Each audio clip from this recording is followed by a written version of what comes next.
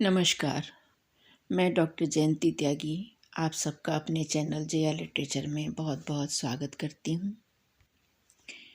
और आज आईएएस और पीसीएस यूपी एग्ज़ाम में आने वाली यह कहानी आकाशदीप, जिसके लेखक हैं जयशंकर प्रसाद जी, वो आपके लिए मैं लेकर आई हूँ। तो चलिए सुनिए कहानी आकाशदीप। बंदी क्या है, सोने दो। मुक्त होना चाहते हो? अभी नहीं, निद्रा खुलने पर चुप रहो, फिर अवसर न मिलेगा। बड़ा शीत है, कहीं से एक कंबल डालकर कोई शीत से मुक्त करता। आंधी की संभावना है, यही अवसर है। आज मेरे बंधन शिथिल हैं। तो क्या तुम भी बंदी हो? हाँ, धीरे बोलो। इस नाव पर केवल 10 नाविक और प्रहरी हैं। शस्त्र मिलेगा? मिल जाएगा। पोत से संबद्ध रज्जू काट सकोगे? हाँ। समुद्र में हिलोरें उठने लगी। दोनों बंदी आपस में टकराने लगे। पहले बंदी ने अपने को स्वतंत्र कर लिया, दूसरे का बंधन खोलने का प्रयत्न करने लगा। लहरों के धक्के एक दूसरे को स्पर्श से पुलकित कर रहे थे। मुक्ति की आशा, स्नेह का असंभावित आलिंगन। दोनों ही अंधकार में मुक्त हो गए। दूसरे बंदी ने हर्षातिरेक से उसको गले लगा लिया। सहसा उस बंदी ने कहा, यह क्या, तुम स्त्री हो? क्या स्त्री होना कोई पाप है? अपने को अलग करते हुए स्त्री ने कहा। शस्त्र कहाँ है? तुम्हारा नाम? चंपा। तारक खचित नील अंबर और समुद्र के अवकाश में पवन ऊधम मचा रहा था। अंधकार से मिलकर पवन दुष्ट हो रहा था। समुद्र में आंदोलन था। नौका लहरों में बिकल थी। स्त्री सतर्कता से लुढ़कने लगी। एक मतवाले नाविक के शरीर से टकराती हुई सावधानी से उसका कृपाण निकालकर फिर लुढ़कते हुए बंदी के समीप पहुंच गई। सहसा पोत से पथ प्रदर्शक ने चिल्लाकर कहा, आंधी! आपत्ति सूचक तूर्य बजने लगा। सब सावधान होने लगे। बंदी युवक उसी तरह पड़ा रहा। किसी ने रस्सी पकड़ी, कोई पाल खोल रहा था, पर युवक बंदी ढुलक कर उस रज्जू के पास पहुंचा जो पोत से संलग्न थी। तारे ढक गए, तरंगे उद्वेलित हुईं, समुद्र गरजने लगा। भीषण आंधी पिशाचनी के समान नाव को अपने हाथों में लेकर कंदुक क्रीड़ा और अट्टहास करने लगी। एक झटके के साथ ही नाव स्वतंत्र थी। उस संकट में भी दोनों बंदी खिलखिलाकर हंस पड़े। आंधी के हाहाकार में उसे कोई न सुन सका। अनंत जल निधि में उषा का मधुर आलोक फूट पड़ा। सुनहली किरणों और लहरों से कोमल सृष्टि मुस्कुराने लगी। सागर शांत था। नाविकों ने देखा, पोत का पता नहीं। बंदी मुक्त है। नायक ने कहा, बुद्धगुप्त, तुमको मुक्त किसने किया?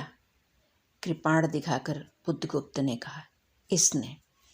नायक ने कहा, तो तुम्हें फिर बंदी बनाऊंगा। किसके लिए? पोताध्यक्ष मणिभद्र अतल जल में होगा। नायक, अब इस नौका का मालिक मैं हूँ। तुम? जलदस्यु बुद्धगुप्त? कदापि नहीं, चौंक कर नायक ने कहा और अपनी कृपाण टटोलने लगा। चंपा ने इसके पहले उस पर अधिकार कर लिया था। वह क्रोध से उछल पड़ा। तो तुम द्वंद्व युद्ध के लिए प्रस्तुत हो जाओ। जो विजयी होगा वह स्वामी होगा। इतना कहकर बुद्धगुप्त ने कृपाण देने का संकेत किया। चंपा ने कृपाण नायक के हाथ में दे दिया। भीषण घात प्रतिघात आरंभ हुआ। दोनों कुशल, दोनों त्वरित गति वाले थे। बड़ी निपुणता से बुद्धगुप्त ने अपना कृपाण दांतों से पकड़कर अपने दोनों हाथ स्वतंत्र कर लिए। चंपा भय और विस्मय से देखने लगी। नाविक प्रसन्न हो गए, परंतु बुद्धगुप्त ने लाघव से नायक का कृपाण वाला हाथ पकड़ लिया और विकट हुंकार से दूसरा हाथ कटी में डाल उसे गिरा दिया। दूसरे ही क्षण प्रभात की किरणों में बुद्धगुप्त का विजयी कृपाण हाथों में चमक उठा। नायक की कातर आंखें प्राण भिक्षा मांगने लगी। बुद्धगुप्त ने कहा, बोलो, अब स्वीकार है कि नहीं? मैं अनुचर हूँ, वरुण देव की शपथ, मैं विश्वासघात नहीं करूँगा। बुद्धगुप्त ने उसे छोड़ दिया। चंपा ने युवक जलदस्यु के समीप आकर उसके क्षतों को अपनी स्निग्ध दृष्टि और कोमल करों से वेदना विहीन कर दिया। बुद्धगुप्त के सुगठित शरीर पर रक्त बिंदु विजय तिलक कर रहे थे। विश्राम लेकर बुद्धगुप्त ने पूछा, हम लोग कहाँ होंगे? बाली द्वीप से बहुत दूर, संभवतः एक नवीन द्वीप के पास, जिसमें अभी हम लोगों का बहुत कम आना जाना होता है। सिंघल के वणिकों का वहाँ प्राधान्य है। कितने दिनों में हम लोग वहाँ पहुँचेंगे? अनुकूल पवन मिलने पर 2 दिन में। तब तक के लिए खाद्य का अभाव न होगा। सहसा नायक ने नाविकों को डांड लगाने की आज्ञा दी और स्वयं पतवार पकड़कर बैठ गया।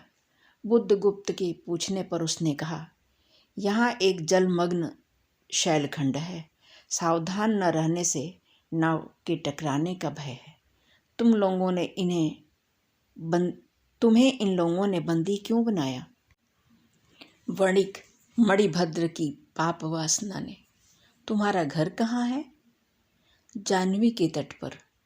चंपा नगरी की एक क्षत्रिय बालिका हूँ। पिता इसी मणिभद्र के यहाँ प्रहरी का काम करते थे। माता का देहावसान हो जाने पर मैं भी पिता के साथ नाव पर ही रहने लगी। 8 बरस से समुद्र ही मेरा घर है। तुम्हारे आक्रमण के समय मेरे पिता ने ही 7 दस्युओं को मारकर जल समाधि ली। 1 मास हुआ मैं इस नील नभ के नीचे, नील जलधि के ऊपर एक भयानक अनंतता में निस्सहाय हूँ, अनाथ हूँ। मणिभद्र ने मुझसे एक दिन घृणित प्रस्ताव किया। मैंने उसे गालियाँ सुनाई। उसी दिन से बंदी बना दी गई। चंपा रोष से जल रही थी। मैं भी ताम्र लिप्ति का एक क्षत्रिय हूँ चंपा, परंतु दुर्भाग्य से जलदस्यु बनकर जीवन बिताता हूँ। अब तुम क्या करोगी? मैं अपने अदृष्ट को अनिर्दिष्ट ही रहने दूंगी, वह जहाँ ले जाए। चंपा की आंखें निस्सीम प्रदेश में निरुद्देश्य थी। किसी आकांक्षा के लाल डोरे न थे। धवल अपांगों में बालकों के सदृश विश्वास था। हत्या व्यवसायी दस्यु भी उसे देखकर कांप गया। उसके मन में एक संभ्रमपूर्ण श्रद्धा यौवन की पहली लहरों को जगाने लगी। समुद्र वक्ष पर विलासमयी राग रंजित संध्या थिरकने लगी। चंपा के असंयत कुंतल उसकी पीठ पर बिखरे थे। दुर्दांत दस्यु ने देखा अपनी महिमा में अलौकिक एक तरुण बालिका। वह विस्मय से अपने हृदय को टटोलने लगा। उसे एक नई वस्तु का पता चला, वह थी कोमलता। उसी समय नायक ने कहा, हम लोग द्वीप के पास पहुंच गए। बेला से नाव टकराई। चंपा निर्भीकता से कूद पड़ी। मांझी भी उतरे। बुद्धगुप्त ने कहा, जब इसका कोई नाम नहीं है तो हम लोग इसे चंपा द्वीप कहेंगे। चंपा हंस पड़ी। 5 बरस बाद शरद के धवल नक्षत्र नील गगन में झलमला रहे थे। चंद्र की उज्जवल विजय पर अंतरिक्ष में शरद लक्ष्मी ने आशीर्वाद के फूलों और खीलों को बिखेर दिया था। चंपा के एक उच्च सौध पर बैठी हुई तरुणी चंपा दीपक जला रही थी। बड़े यत्न से अभ्रक की मंजूषा में दीप भरकर उसने अपने सुकुमार उंगलियों से डोरी खींची। दीपाधार ऊपर चढ़ने लगा। भोली भाली आंखें उसे ऊपर चढ़ते हुए बड़े हर्ष से देख रही थी। डोरी धीरे धीरे खींची गई।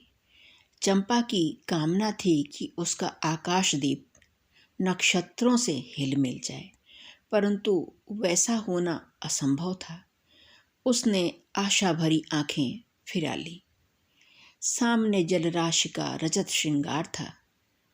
वरुण बालिकाओं के लिए लहरों से हीरे और नीलम की क्रीड़ा शैलमालाएं बन रही थीं और वे मायाविनी छलनाएं अपनी हंसी का कलनाद छोड़कर छिप जाती थीं। दूर दूर से धीवरों का वंशी झनकार उनके संगीत सा मुखरित होता था। चंपा ने देखा कि तरल संकुल जलराशि में उसके कंडील का प्रतिबिंब अस्त व्यस्त था। वह अपनी पूर्णता के लिए सैकड़ों चक्कर काटता था।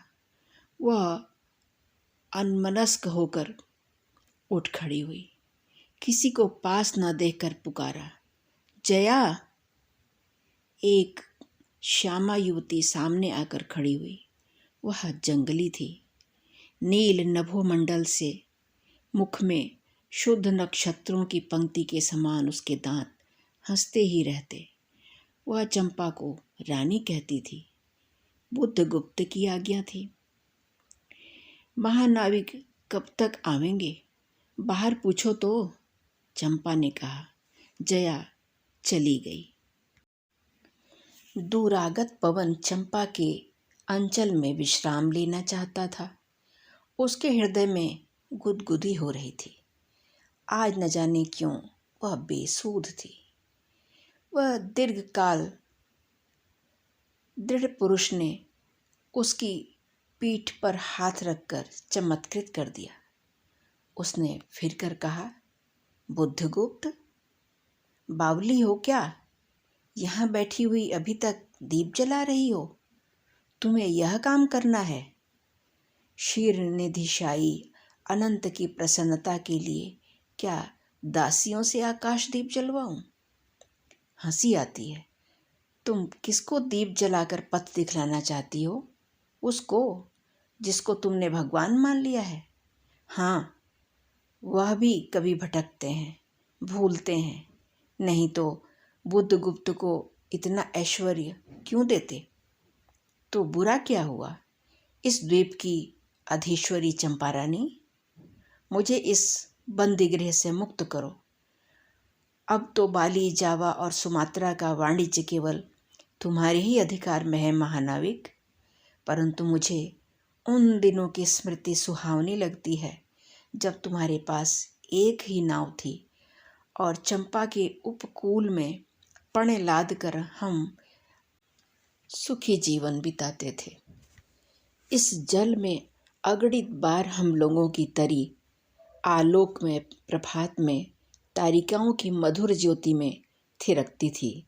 बुद्धगुप्त, उस विजय अनंत में जब सब सो जाते थे, दीपक बुझ जाते थे, हम तुम परिश्रम से थक कर पालों में शरीर लपेटकर एक दूसरे का मुंह क्यों देखते थे? वह नक्षत्रों की मधुर छाया। तो चंपा, अब उससे भी अच्छे ढंग से हम लोग विचर सकते हैं। तुम मेरी प्राणदायिनी हो, मेरी सर्वस्व हो। नहीं नहीं, तुमने दस्युवृत्ति छोड़ दी, परंतु हृदय वैसा ही अकरुण, सतृष्ण और ज्वलनशील है। तुम भगवान के नाम पर हंसी उड़ाते हो, मेरे आकाश दीप पर व्यंग कर रहे हो। नाविक, उस प्रचंड आंधी में प्रकाश की एक एक किरण के लिए हम लोग कितने व्याकुल थे। मुझे स्मरण है, जब मैं छोटी थी, मेरे पिता नौकरी पर समुद्र में जाते थे। मेरी माता मिट्टी का दीपक बांस की पिटारी में भगीरथी के तट पर बांस के साथ ऊंचे टांग देती थी। उस समय वह प्रार्थना करती, भगवान, मेरे पथ भ्रष्ट नाविक को अंधकार में ठीक पथ पर ले आना। और जब मेरे पिता बरसों लौटते तो कहते, साध्वी, तेरी प्रार्थना से भगवान ने संकटों में मेरी रक्षा की है। वह गदगद हो जाती। मेरी माँ, आह नाविक, यह उसी की पुण्य स्मृति है। मेरे पिता, वीर पिता की मृत्यु, निष्ठुर जलदस्यु, हट जाओ। सहसा चंपा का मुख क्रोध से भीषण होकर रंग बदलने लगा। महानाविक ने कभी यह रूप न देखा था। वह ठठाकर हंस पड़ा। यह क्या चंपा, तुम अस्वस्थ हो जाओगी, सो रहो, कहता हुआ चला गया। चंपा मुट्ठी बांधे उन्मादिनी सी घूमती रही। निर्जन समुद्र के उपकूल में वेला से टकराकर लहरें बिखर जाती थीं। पश्चिम का पथिक थक गया था। उसका मुख पीला पड़ गया। अपनी शांत गंभीर हलचल में जलनिधि विचार में निमग्न था। वह जैसे प्रकाश की उन्मत्तिन किरणों से विरक्त था। चंपा और जया धीरे धीरे उस तट पर आकर खड़ी हो गईं। तरंग से उठते हुए पवन ने उनके वसन को अस्त व्यस्त कर दिया। जया के संकेत से एक छोटी सी नौका आई। दोनों के उस पर बैठते ही नाविक उतर गया। जया नाव खेने लगी। चंपा मुग्ध सी समुद्र के उदास वातावरण में अपने को मिश्रित कर देना चाहती थी। इतना जल, इतनी शीतलता, हृदय की प्यास न बुझी। पी सकूंगी? नहीं। तो जैसे वेला में चोट खाकर सिंधु चिल्ला उठता है, उसी के समान रुदन करूं, या जलते हुए स्वर्ण गोलक सदृश अनंत जल में डूबकर बुझ जाऊं? चंपा के देखते देखते पीड़ा और जलन से आरक्त बिंब धीरे धीरे सिंधु में चौथाई, आधा, फिर संपूर्ण विलीन हो गया। एक दीर्घ निश्वास लेकर चंपा ने मुंह फेर लिया। देखा तो महानाविक का बजरा उसके पास है। बुद्धगुप्त ने झुककर हाथ बढ़ाया। चंपा उसके सहारे बजरे पर चढ़ गई। दोनों आसपास बैठ गए। इतनी छोटी नाव पर इधर घूमना ठीक नहीं। पास ही वह जलमग्न शैलखंड है। कहीं नाव टकरा गई या ऊपर चढ़ जाती चंपा तो अच्छा होता। बुद्धगुप्त, जल में बंदी होना कठोर प्राचीरों से तो अच्छा है। आह चंपा, तुम कितनी निर्दय हो। बुद्धगुप्त को आज्ञा देकर देखो तो वह क्या नहीं कर सकता। जो तुम्हारे लिए नए द्वीप की सृष्टि कर सकता है, नई प्रजा खोज सकता है, नए राज्य बना सकता है, उसकी परीक्षा लेकर देखो तो। कहो चंपा, वह कृपाण से अपना हृदय पिंड निकाल अपने हाथों अतल जल में विसर्जन कर दे। महानाविक, जिसके नाम से बाली, जावा और चंपा का आकाश गूंजता था, पवन थर्राता था, घुटनों के बल चंपा के सामने छलछलाई आंखों से बैठा था। सामने शैलमाला की चोटी पर हरियाली में विस्तृत जल देश में नील पिंगल संध्या, प्रकृति की सहृदय कल्पना, विश्राम की शीतल छाया स्वप्न लोक का सृजन करने लग रही थी। मोहिनी के रहस्यपूर्ण नील जाल का कुहक स्फुट हो उठा। जैसे मदिरा से सारा आकाश सिक्त हो गया। सृष्टि नील कमलों से भर उठी। उस सौरभ से पागल चंपा ने बुधगुप्त के दोनों हाथ पकड़ लिए। आलिंगन हुआ, जैसे क्षितिज में आकाश और सिंधु मिलते हैं, किंतु उस परिरंभ में सहसा चैतन्य होकर चंपा ने अपनी कंचुकी से एक कृपाण निकाल लिया। बुधगुप्त, आज मैं अपने प्रतिशोध का कृपाण अतल जल में डुबा देती हूँ। हृदय ने बार बार धोखा दिया, छल किया।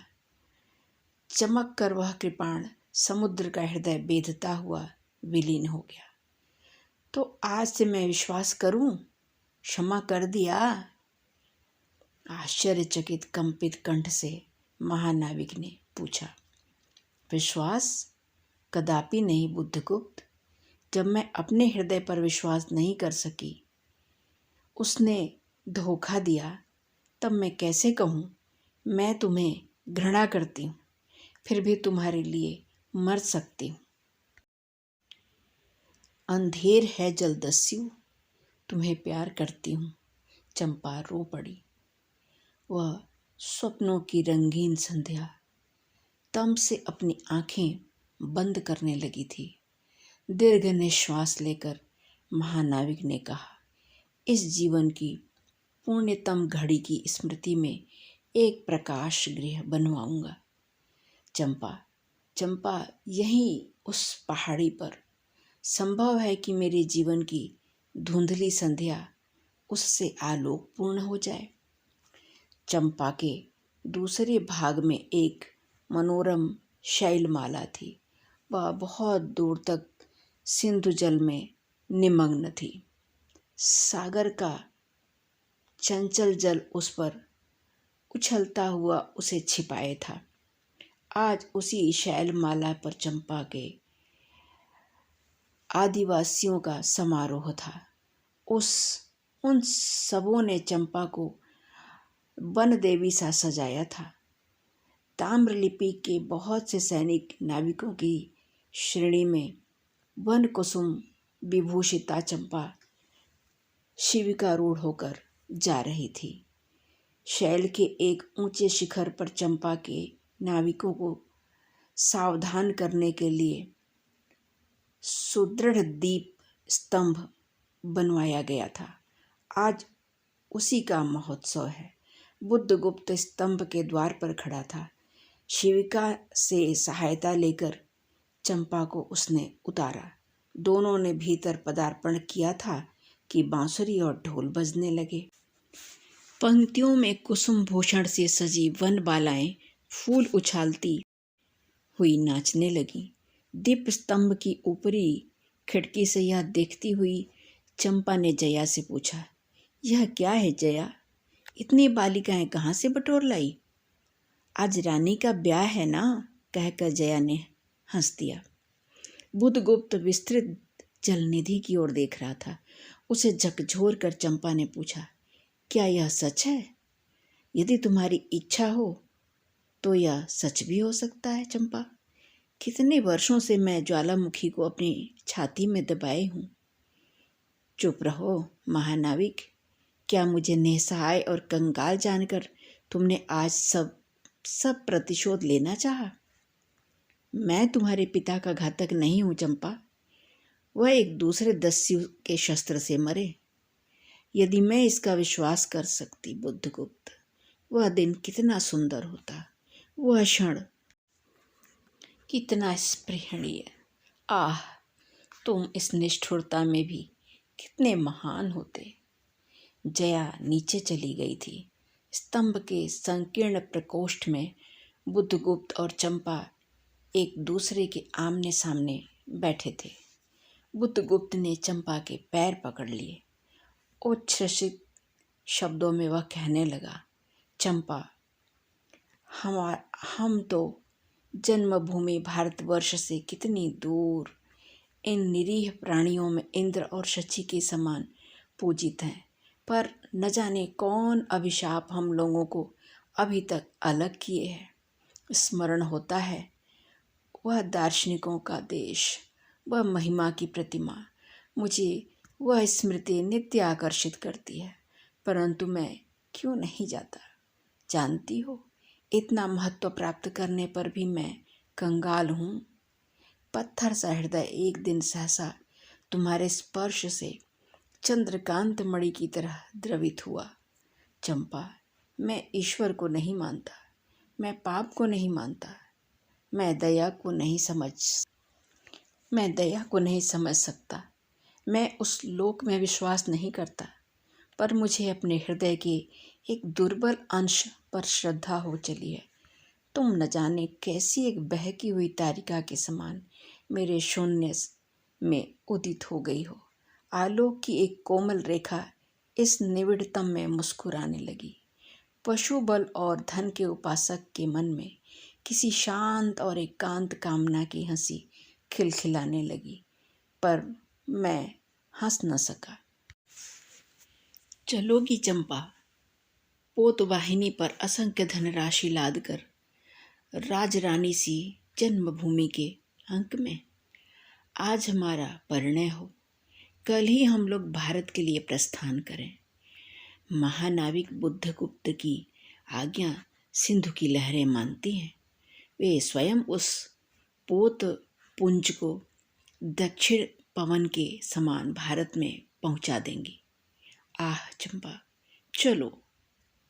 चंपा ने उसके हाथ पकड़ लिए। किसी आकस्मिक झटके ने एक पल भर के लिए दोनों अधरों को मिला दिया। सहसा चैतन्य होकर चंपा ने कहा, बुद्धगुप्त, मेरे लिए सब भूमि मिट्टी है, सब जल तरल है, सब पवन शीतल है। कोई विशेष आकांक्षा हृदय में अग्नि के समान प्रज्वलित नहीं। सब मिलाकर मेरे लिए एक शून्य है। प्रिय नाविक, तुम स्वदेश को चले जाओ विभवों का सुख भोगने के लिए, और मुझे छोड़ दो इस निरीह भोले भाले प्राणियों के दुख की सहानुभूति और सेवा के लिए। तब मैं अवश्य चला जाऊंगा चंपा। यहाँ रहकर मैं अपने हृदय पर अधिकार रख सकने में संदेह है। आह, उन लहरों में मेरा विनाश हो जाए। महानाविक के उच्छ्वास में विकलता थी। फिर उसने पूछा, तुम अकेली यहाँ क्या करोगी?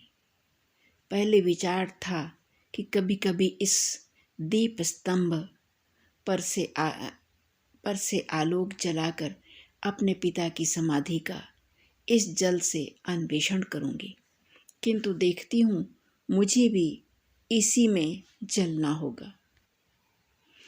एक दिन स्वर्ण रहस्य के प्रभात में चंपा ने अपने दीप स्तंभ पर से देखा, सामुद्रिक नावों की एक श्रेणी चंपा का उपकूल छोड़कर पश्चिम उत्तर की ओर महाजल व्याल के समान संतरण कर रही हैं। उसकी आंखों से आंसू बहने लगे। यह कितनी ही शताब्दियों पहले की कथा है।